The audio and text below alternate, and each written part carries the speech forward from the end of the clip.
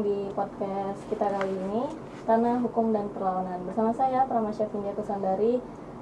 Untuk episode kali ini kita akan membahas mengenai bagaimana litigasi iklim ini menjadi senjata hukum ya bagi keadilan agraria. Nah, kita akan membahas lebih lanjut tentang bagaimana dampaknya terhadap kesadaran publik, lalu bagaimana presiden hukum ini mulai terbentuk, dan juga membahas mengenai bagaimana caranya supaya kita bisa menekan negara dan korporasi ini supaya bisa bertanggung jawab atas krisis iklim yang terjadi. Nah, litigasi iklim ini sendiri bukan hanya gugatan di ruangan sidang ya, tapi juga suara dari luka-luka agraria yang mulai menganga seperti tanah yang dirampas, kerusakan hutan, dan juga langit yang mulai dilumpuri asap kerakusannya. Nah, dalam konteks Indonesia, litigasi iklim ini menjadi jembatan antara keadilan agraria dan krisis ekologis.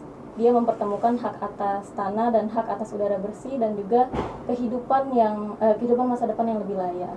Tentunya untuk membahas ini lebih lanjut, saya tidak sendirian. Saya ditemani oleh salah satu narasumber kita yang tidak asing lagi, yaitu Pak Ari Wiryadinata SHMH dari Fakultas Hukum Universitas Bengkulu. Selamat datang, Pak. Halo, selamat datang, Ca. Senang akhirnya Bapak bisa berkunjung ke rumah Akar dan mau berbagi ilmu bersama teman-teman Akar dan juga teman-teman yang akan menonton ini.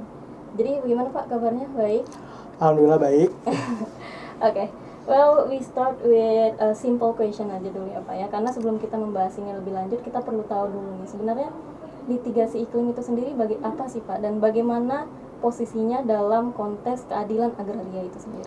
Oke, ketika kita bicara tentang climate litigation atau tadi dibilang sebagai litigasi iklim, ini tuh adalah salah satu cara ya untuk kemudian mereformasi ketidakadilan atas perubahan iklim itu sendiri.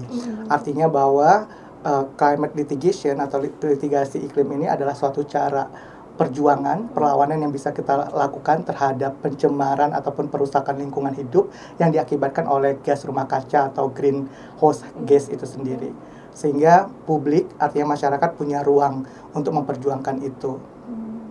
Kurang lebih secara simpel itu sih. Itu ya, sesimpel itu. Oke, kalau misalnya kita lihat sekarang tuh mulai banyak ya Pak ya proyek yang dibungkus untuk solusi perubahan iklim gitu, seperti bioenergi dan yang barusan aja itu tambang nikel ya Pak ya, untuk transisi energi gitu. Nah, tapi fakta di lapangannya menunjukkan bahwa hal ini menyebabkan konflik lahan sama masyarakat lokal gitu. Nah, sekarang kita mau tahu nih, bagaimana seharusnya hukum agraria dan lingkungan ini menyikapi konflik yang seperti itu, dan apakah hukum kita ini udah cukup siap atau justru malah kita belum memiliki landasan yang cukup kuat gitu Pak, bagaimana? Oke, kalau bicara tentang energy transition kan sebenarnya memang itu adalah suatu hal keharusan yang kita lakukan. Kalau misalnya memang kita ingin mencapai apa yang kita tujukan dalam artikel 2 dalam Paris Agreement atau Konferensi Paris 2015, di mana kita menginginkan bahwa suhu itu tidak lebih ya dari 1,5 atau 2 derajat. Karena kemudian kalau lebih tentu pasti akan terjadi pemanasan global dan itu akan berdampak masif. Sehingga transisi energi kepada energi yang konvensional yang menggunakan coal, batu bara, oil and gas, itu harusnya shifting kepada energi yang jauh lebih bersih gitu ya. Apakah itu menggunakan biogas tadi misalnya, atau kemudian menggunakan turbin angin, atau kemudian solar panel dan sebagainya. Namun kerap kali kita lihat hari ini misalnya beberapa proyek strategis nasional yang kemudian momen shifting itu, merubah itu justru kemudian merugikan. Entah itu bagi masyarakat secara umum ataupun masyarakat adat secara khususnya. Maka menurut saya seharusnya memang yang dimaksud dengan keadilan iklim itu sendiri juga memperhatikan.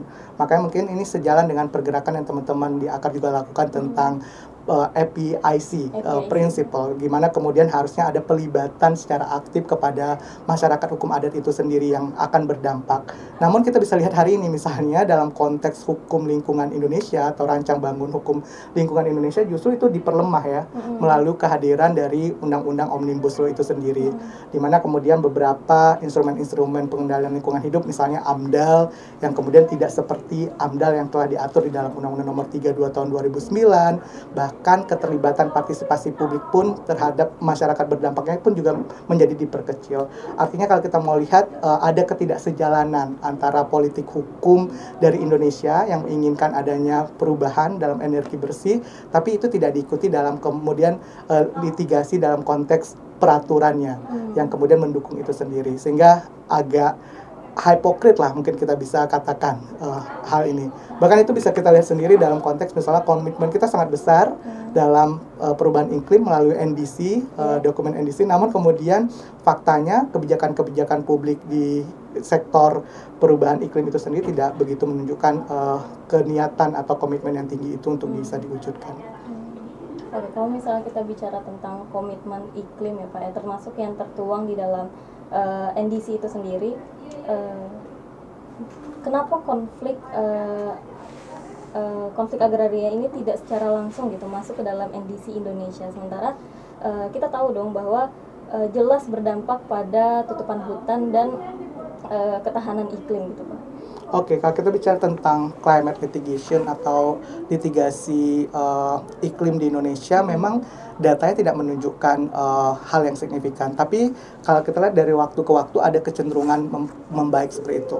Ini kita bisa lihat ya bahwa kemudian usaha-usaha untuk memasukkan isu perubahan iklim itu sebagai bagian yang bisa digugat, baik itu melalui gugatan perdata ataupun pidana, itu menunjukkan hal yang cukup signifikan di Indonesia. Saya mungkin akan merujuk ke datanya Ibu Linda Yanti Sulistiawati yang mengeluarkan dari datanya dia mengatakan ada sekitar 122 kasus perubahan iklim yang ada di Indonesia. Walaupun kemudian data ini dikritisi oleh teman-teman peneliti dari Pusat Studi Perubahan Iklim di Universitas Indonesia yang mengatakan tidak begitu tepat untuk mengatakan bahwa ada 122, kalau dalam data mereka justru hanya aja 7 sebenarnya litigasi perubahan iklim yang terjadi di Indonesia.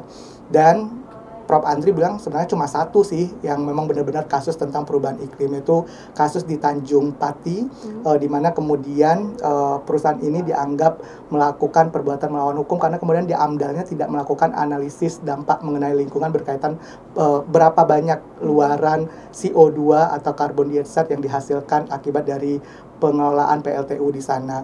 Jadi kalau kita lihat secara signifikansi perubahan iklim dan juga litigasi perubahan iklim di Indonesia itu memiliki harapan sebagai usaha untuk kita kemudian mengembalikan keadilan iklim itu sendiri di Indonesia.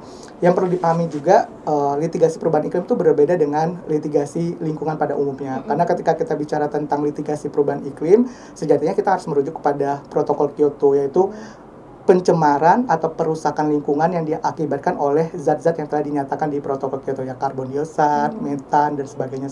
Kurang lebih ada 6 lah. Itu yang kemudian dianggap sebagai litigasi perubahan iklim gitu. Jadi kalau in general saya harus katakan bahwa ini adalah satu cara yang bagus untuk kemudian kita sebagai publik, masyarakat untuk kemudian ikut memperjuangkan perubahan iklim dan keadilan iklim itu sendiri, yaitu melalui ruang-ruang publik, yaitu ruang-ruang pengadilan. Ya tadi kan dilihat dari sisi secara in general ya Pak ya, tapi kalau misalnya kita lihat dari sisi hukumnya, termasuk di jalur litigasi iklim tadi ya Pak, mampukah menjangkau aspek struktural dari konflik agraria yang memperburuk krisis iklim, atau ternyata masih ada celah hukum yang belum terjawab gitu Pak?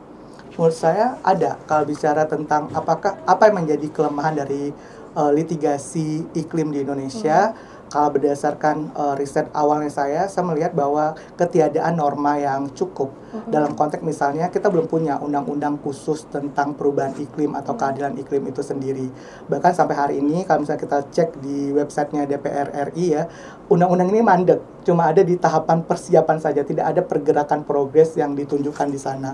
Sementara ada undang-undang yang disubmit atau yang diusulkan bersamaan, misalnya revisi undang-undang TNI yang lalu, tapi kemudian undang-undang TNI yang lalu itu sangat cepat prosesnya, atau kita bisa sebut fast track legislation. Jadi kan menunjukkan bahwa kemudian komitmen kita untuk memperkuat litigasi perubahan iklim itu tidak begitu menunjukkan itikat yang baik atau good faith dalam konteks di Indonesia. Selain itu, saya juga menyoroti bahwa penting nggak sih kemudian misalnya Indonesia memperkuat dalam konteks penormaan di level konstitusi, karena kita tahu kan konstitusi sebagai the supreme law of the land, sehingga mungkin dengan penguatan norma-norma tentang perubahan iklim di dalam level Undang-Undang Dasar 1945, maka itu akan menjadi penguatan terhadap usaha-usaha publik atau halayak ataupun masyarakat, NGOs ya, civil society, untuk memperjuangkan perubahan iklim dan keadilan iklim itu sendiri.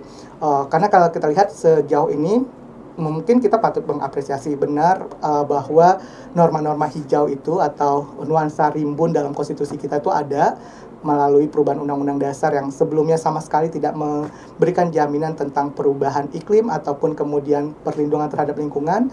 Namun pasca perubahan undang-undang dasar tahun 1999 sampai 2002, kemudian muncul pasal 28H tentang right to environment atau hak untuk atas lingkungan hidup yang baik itu gitu. Kan ini menunjukkan bahwa ada sense penguatan jaminan itu dalam level konstitusi. Namun itu tidak begitu cukup. Karena kenapa saya bilang tidak begitu cukup? Karena kemudian kalau kita bandingkan dengan beberapa negara-negara yang lain, justru negara-negara lain itu secara eksplisit mengatakan tentang protection from the climate change. Jadi perlindungan terhadap perubahan iklim di dalam konstitusinya. Setidaknya ada beberapa negara-negara di Afrika dan juga di Amerika Latin yang kemudian mengakukan amandemen terhadap undang-undang dasar mereka atau konstitusi mereka dan memasukkan norma itu. Sehingga ada sebuah kepastian hukum yang pada level hukum tertinggi mereka untuk jaminan itu sendiri. Makanya mungkin perlu juga kita memikirkan apakah kita perlu sejauh itu kemudian memberikan perlindungan perubahan iklim itu sendiri dengan menormakannya secara eksplisit atau secara tegas di dalam konstitusi kita, Undang-Undang Dasar 1945. Mungkin itu menjadi catatan saya sih, mengapa kemudian mungkin tidak begitu banyak litigasi perubahan iklim yang terjadi di Indonesia. Sejauh ini kalau kita misalnya buka di websitenya MK ya, belum ada gitu yang memang benar-benar bicara tentang perubahan iklim itu sendiri. Kalau di konteks di MA memang ada beberapa kasus yang bicara tentang perubahan iklim. Tadi yang saya bilang, kalau Bu Yanti itu atau Linda Sulistiawati tadi bilang ada 122, tapi dikoreksi sebenarnya cuma 7 gitu ya, yang bicara tentang perubahan iklim itu sendiri. Artinya secara potensi ini bisa menjadi kanal bagi kita, masyarakat sipil dan juga NGOs yang concern dengan isu perubahan iklim untuk menggunakan ruang-ruang publik ini sebagai perjuangan untuk keadilan iklim khususnya dan ya lingkungan in general. Oke. Menarik ya Pak ya. Jadi kalau misalnya kita tarik lagi dari presiden hukum yang di awal saya sempat notice, jadi seberapa besar sih potensi presiden hukum ini baik itu di dalam negeri maupun di tingkat internasional ya Pak ya, itu dapat digunakan untuk mendorong pengakuan bahwasannya penyelesaian konflik agraria adalah bagian integral dari komitmen iklim negara. Oke, mungkin ini kamu ingin merujuk kepada kasus Urgenda versus Nederland. Yang secara sederhana kita bisa bilang Urgenda versus Nederland ini kan adalah kasus di mana kemudian Urgenda menuntut pemerintah Belanda akibat tidak memenuhi ambisi yang telah mereka tetapkan. Jadi mereka udah bilang di NDC-nya mereka mau mengurangi berapa jumlah karbon, tapi kenyataannya in fact dia nggak ngelakuin itu. Lalu kemudian itu dituntut oleh Urgenda sebagai bahwa pemerintah berarti tidak punya keseriusan terhadap hal ini. Dan itu membuka celah sebenarnya bahwa berarti dalam konteks Indonesia mungkin saja ke depannya yang sedang diperjuangkan juga dalam RUU perubahan iklim itu adalah apakah kemudian dokumen NDC Indonesia itu bisa menjadi bahan bagi masyarakat sipil ataupun kemudian masyarakat in general untuk kemudian menjadi hal yang di-challenge. Ketika pemerintah bilang, misalnya saat ini kan kita menjanjikan sekitar 29% ya untuk melakukan penurunan emisi kita tanpa bantuan, artinya memang itu dari kita sendiri atau dengan financial aid dari internasional sekitar 41%. Nah, ketika capaian itu tidak bisa dilakukan, artinya kita gagal memenuhi komitmen itu pemerintah, maka kemudian pemerintah bisa dituntut. Nah, itu yang kemudian sekarang menjadi salah satu materi yang ingin diperjuangkan di dalam rancangan undang-undang perubahan iklim atau keadilan iklim yang ada di Indonesia itu sendiri. Sehingga dari kasus ini kita melihat bahwa jangan-jangan itu bisa menjadi celah bagi kita untuk kemudian meminta keseriusan pemerintah. Jadi kalau pemerintah bilang komitmennya segini untuk menurunkan gas rumah kacanya, memang itu harus ditunjukkan dengan hal yang benar-benar komit gitu, serius, bukan hanya sebatas omon-omon semata. gitu. Tapi ini jadi persoalan juga karena kemudian misalnya kalau teman-teman mengikuti kan sudah ada gugatannya juga ya di ICJ atau di International Court of Justice, Mahkamah Internasional, tentang kewajiban atau obligasi yang ditentukan di artikel 4 ya berkaitan dengan NDC. Apakah NDC itu bersifat international obligation sehingga kemudian semua negara harus memenuhinya. Jadi kalau ada negara yang tidak memenuhi maka negara itu bisa dituntut di Mahkamah Internasional untuk memenuhinya. Nah, itu lagi diminta adversary-nya ke Mahkamah Internasional atau International Court of Justice. Kalau kita lihat ya semangatnya sebagian besar Global South atau negara-negara berkembang itu menginginkan itu bersifat legally binding, jadi dokumennya itu bersifat mengikat gitu ya. Tapi sebagian besar negara-negara Global North atau yang kita kenal negara-negara maju menginginkan tidak menjadi kewajiban internasional. Sebab kalau itu menjadi kewajiban internasional pastinya ini akan menjadi hal yang menarik di mana kemudian akan banyak climate litigation atau litigasi iklim yang meminta pertanggungjawaban negara-negara maju untuk jauh lebih serius untuk menangani perubahan iklim ini sendiri. Dan faktanya kita bisa lihat memang keseriusan itu tidak hadir dalam konteks negara-negara maju. Kita bisa lihat ya ketika Trump kemudian menarik diri dari Paris Agreement kan itu menunjukkan bahwa Amerika tidak punya sense of leadership untuk menjadi pemimpin dalam arah perubahan iklim ini sendiri. Justru mereka tidak ingin kemudian terlibat atau bertanggung jawab besar terhadap perubahan iklim. Okay. Kita tarik lagi ke bagian bioenergi dan tambang nikel tadi ya Pak ya. Jadi dalam banyak kasus itu sempat saya cari bahwa ternyata banyak lahan dalam skala besar gitu ya dialokasikan ke korporasi atas nama transisi energi hijau. Misalnya kayak kebun sawit tadi yang kemudian jadi biodiesel dan juga tambang nikel yang kemudian jadi baterai listrik ya. Nah, itu dalam konteks ini bagaimana caranya posisi peran negara ini bisa menjamin keadilan bagi seluruh pihak itu dapat merasakan. Jadi nggak cuman satu pihak atau beberapa pihak saja, dan itu secara hukum maupun secara jalur litigasi ya Pak. Oke, ya. Tidak dapat dipungkiri ya tadi misalnya ya food estate juga ya itu kan bagian dari kemudian men-shifting kemudian merusak lingkungan hidup dan juga merugikan masyarakat secara umum. Again saya harus katakan bahwa memastikan partisipasi publik atau demokrasi prosedural dalam pemberian izin, pengelolaan lahan dan sebagainya menjadi penting. Artinya keterlibatan publik itu memang harus dijamin ruang-ruangnya. Sepanjang ruang-ruang itu tidak dijamin, maka agak sulit kemudian kita berharap bahwa isu perubahan iklim ini akan menjadi ke arah yang lebih baik. Artinya kerusakan lingkungan akan terus terjadi, pencemaran lingkungan akan terus terjadi.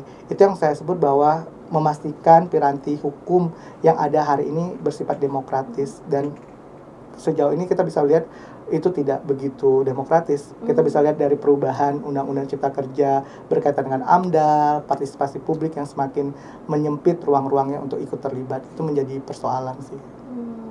Memang yang saya lihat juga fakta di lapangan waktu pemerintah mengalokasikan lahan skala besar itu ke korporasi, fakta lapangannya adalah ternyata banyak masyarakat lokal yang juga ikut terdampak Pak. Nah jadi dari situ saya penasaran ya sebenarnya sejauh mana sih potensi litigasi iklim ini bisa membantu membongkar konflik kepentingan antar negara, korporasi dan masyarakat yang ikut terdampak tadi. Kalau bicara tentang itu ya tentu kemudian upaya-upaya di ruang peradilan menjadi sangat penting. Yang mengajukan gugatan, apakah itu gugatan perbuatan melawan hukum atau kemudian berkaitan dengan gugatan pidana pencemaran dan perusakan lingkungan hidup itu sendiri. Tadi kalau kita cerita balik lagi tentang litigasi iklim yang ada di Indonesia, ada loh kasus yang kemudian di mana hakimnya cukup terbuka untuk kemudian menggunakan ya dalil-dalil berkaitan dengan perubahan iklim itu sebagai bagian untuk kemudian memperjuangkan pengelolaan lingkungan hidup yang lebih baik. Misalnya di kasus I forget the name of the case, tapi di kasus itu dia berkaitan dengan kebakaran hutan, ya, karhutla, tapi kemudian penggugat gitu ya dalam gugatannya juga memasukkan gugatan kerugian yang diakibatkan dari kebakaran hutan itu kemudian melepas beberapa emisi karbon dioksida sehingga kemudian terjadi perubahan iklim, dan dalam pertimbangannya hakim menggunakan gugatan itu sendiri. Artinya ke depan kalau kita melihat ada beberapa semangat hakim-hakim di Mahkamah Agung yang kita bisa sebut sebagai green bench ya, hakim-hakim hijau yang kemudian peduli terhadap lingkungan hidup itu sendiri. Sehingga itu yang tadi saya tekankan bahwa pemahaman tentang perubahan iklim menjadi penting, kemudian bagaimana memastikan struktur peradilan juga memperjuangkan hal itu. Contoh menariknya lainnya adalah di beberapa negara-negara di kawasan Asia Selatan ya, seperti India dan Pakistan ya, mereka memiliki pengadilan khusus lingkungan yang memang benar-benar memberikan kemudahan akses bagi pejuang lingkungan itu sendiri. Misalnya tidak begitu mempersoalkan berkaitan dengan legal standing dari siapa yang mengajukan gugatan itu sendiri. Karena kan seringkali di Indonesia justru beberapa gugatan perubahan iklim ataupun isu lingkungan itu gagal karena kemudian dianggap penggugat tidak memiliki kerugian yang langsung ataupun potensial sehingga tidak punya hak gugat. Karena hak gugat itu kan terhadap orang yang mengalami kerugian itu sendiri. Nah, di India melalui The Green National Court namanya, dia memberikan kemudahan itu sendiri kepada para penggugatnya. Artinya lebih luas memberikan hak gugat bagi siapapun yang merasa berdampak terhadap perubahan iklim itu sendiri. Again, mungkin itu menjadi catatan yang mungkin kita bisa bahas ya dalam konteks bagaimana agar perkembangan litigasi perubahan iklim dan advokasi perubahan iklim di Indonesia mengarah kepada hal yang lebih positif. Ya, kemudian terkait gugatan ya Pak, bagaimana menurut Bapak strategi advokasi hukum yang paling baik atau yang paling efektif untuk supaya gugatan iklim ini dapat mewakili suara dari aspirasi dari komunitas yang terdampak di lapangan tadi? Strateginya tentu satu, kalau beberapa orang misalnya menggagas juga ya, apakah kita butuh mendirikan pengadilan khusus lingkungan? Beberapa ahli atau scholars justru mendukung gitu, kita punya pengadilan khusus lingkungan, tapi beberapa yang lain juga kayaknya bukan itu yang menjadi solusinya. Justru ada solusi lain gitu. Misalnya kalau hari ini kan di Indonesia hakim-hakim yang diberikan sertifikat ini ya lingkungan untuk kemudian menyelesaikan itu. Yang mungkin penting juga menurut saya berkaitan dengan penguatan litigasi lingkungan ini adalah yang memberikan kesadaran kepada publik ya, bahwa kemudian isu perubahan iklim ini menjadi penting untuk kemudian diperjuangkan. Jadi bukan hanya berkaitan dengan kebakaran lahan saja atau kemudian pencemaran lingkungan hidup in general, tapi bagaimana melihat bahwa perubahan iklim itu juga berdampak besar dan perlu memberikan perhatian khusus sih di isu itu. Berarti memang kita harus punya perhatian khusus ya dalam isu itu ya Pak ya.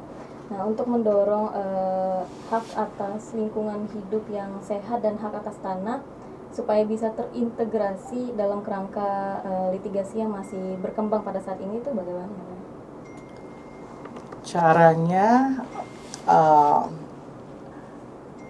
satu, mungkin mempercepat pembahasan tentang rancangan undang-undang perubahan iklim menjadi salah satu hal yang penting, karena kemudian kalau kita punya undang-undang perubahan iklim, maka itu mungkin akan membuka pintu advokasi atau litigasi lingkungan berkaitan dengan pengujian peraturan di bawahnya. Jadi bayangkan kalau misalnya kita punya rancangan undang-undang tentang perubahan iklim, berarti kalau ada PP, perda ataupun peraturan menteri yang kita anggap kemudian bertentangan dengan semangat litigasi perubahan iklim, maka itu bisa di-challenge melalui Mahkamah Agung. Karena kan Mahkamah Agung punya kewenangan untuk menguji peraturan perundang-undangan di bawah undang-undang terhadap undang-undang. Jadi saat ini kita nggak bisa melakukan judicial review ke MA berkaitan dengan PP, perda yang mungkin semangatnya tidak mendorong perubahan iklim karena nggak ada batu ujinya, nggak ada belum ada undang-undang tentang perubahan iklim itu sendiri.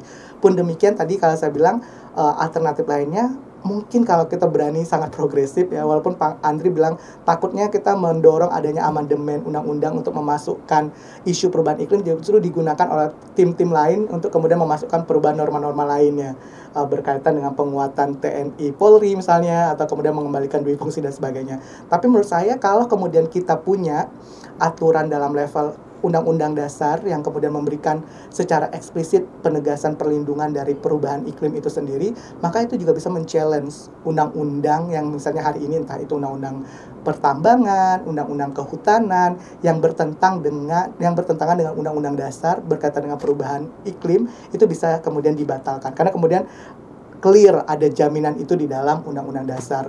Walaupun gagasan lain yang juga mungkin menurut saya menarik yang ditawarkan oleh Prof. Andri adalah nggak perlu sampai memastikan adanya perlindungan perubahan iklim yang disebut secara eksplisit dalam norma undang-undang dasar, tapi bagaimana memberikan penguatan kepada hakim-hakim MK sebagai the sole interpreter of constitution itu untuk kemudian memberikan extensive interpretation. Jadi pasal tentang pengelolaan bumi, air, dan segala sumber daya alam yang terkandung di dalamnya itu harusnya dibaca senafas dan sehaluan dengan perlindungan terhadap lingkungan hidup yang diatur dalam pasal 28H. Jadi nggak boleh MK kemudian melepaskan tentang pengelolaan sumber daya alam tadi dengan hak jaminan atas lingkungan hidup yang sudah diatur dalam pasal 28H dalam Undang-Undang Dasar itu sendiri. Artinya hakim MK harus progresif dan melihat itu sebagai extensive interpretation. Jadi alternatif lainnya adalah mungkin tidak merubah mengamandemen Undang-Undang Dasar untuk memastikan ada jaminan perubahan lingkungan itu sendiri, tapi kemudian memastikan hakim MK-nya berwarna hijau, artinya punya nuance green bench untuk memberikan interpretasi berkaitan dengan itu dengan perlindungan terhadap lingkungan hidup dan iklim itu sendiri. Walaupun misalnya kita lihat memang tadi saya kan kembali ke bicara tentang konstitusionalisme iklim ya, atau iklim nuansa hijau yang lebih di dalam suatu undang-undang dasar atau konstitusi.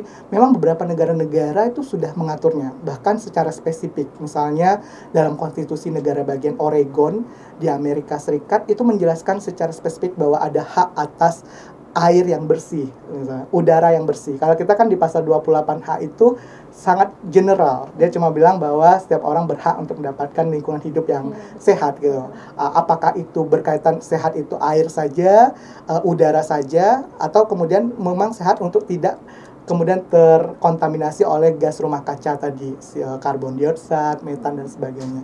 Jadi menurut saya mungkin itu akan menjadi suatu langkah maju kalau kemudian kita punya undang-undangnya dan hakim berani memberikan penafsiran yang ekstensif berkaitan dengan perlindungan hak atas lingkungan hidup yang ada di pasal 28 itu. Oke.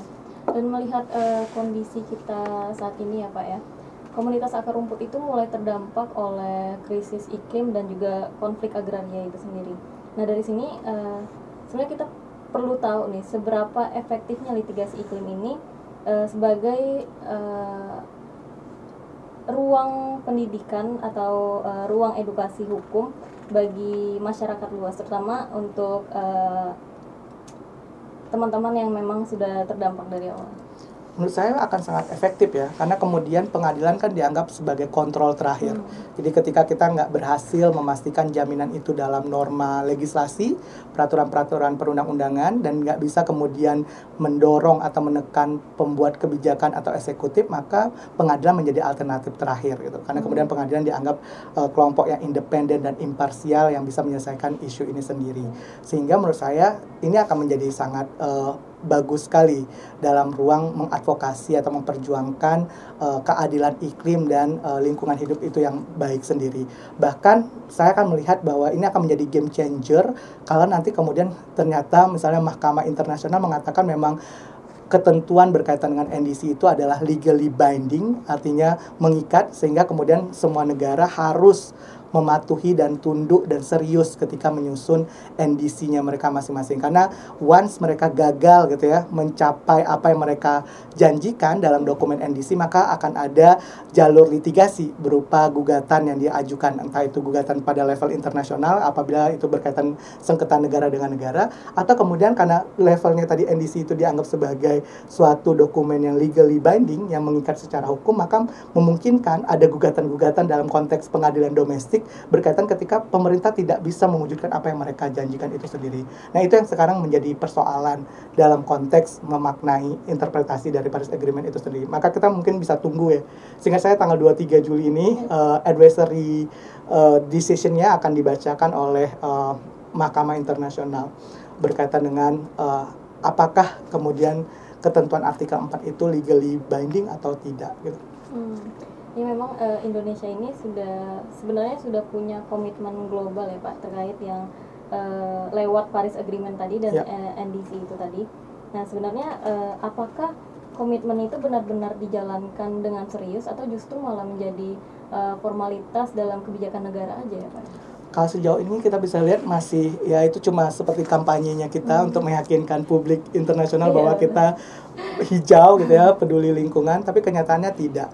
Misalnya kita menjanjikan akan menghentikan ya penggunaan gas fosil dan batu bara dalam PLTU-nya kita di setidaknya tahun 2060 gitu atau 2056 atau paling lambat tuh 2060. Tapi kenyataannya hari ini justru PLTU yang menggunakan batu bara yang kita anggap itu menghasilkan ini ya gas-gas rumah kaca tadi masih tetap bertumbuh dan berkembang di banyak wilayah di Indonesia.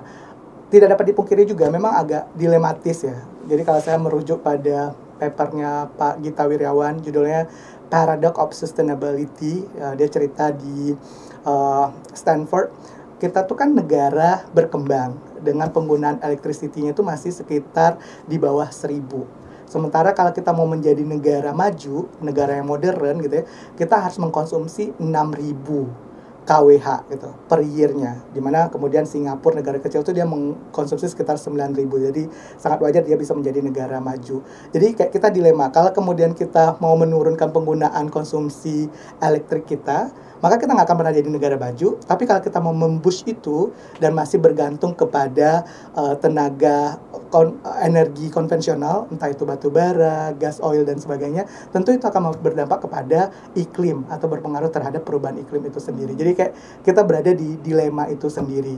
Dan sejauh ini memang dalam komitmen internasional pun tidak begitu kuat. Jadi dijelasin dalam sebuah report yang dijelaskan oleh Bu Linda Yanti Sulistiawati, kalau insentif yang diberikan itu cuma 20 billion dolar US bagi negara-negara yang mau menstop gitu ya penggunaan energi fosilnya, sementara dari fosilnya sendiri kita bisa menghasilkan sekitar lebih dari 20 billion dollars dalam 6 bulannya. Jadi nggak make sense gitu. Upaya kita untuk menghentikan insentifnya terlalu kecil dibandingkan dari apa yang bisa kita hasilkan dari penggunaan atau menjual batu bara, gas and oil kita itu sendiri. Dan kita kan adalah negara kedua ya sebagai eksportir terbesar gas and oil itu sendiri. Jadi agak sulit misalnya berharap kemudian kita akan menghentikan itu dalam waktu yang dekat atau dalam waktu 5 tahun ini.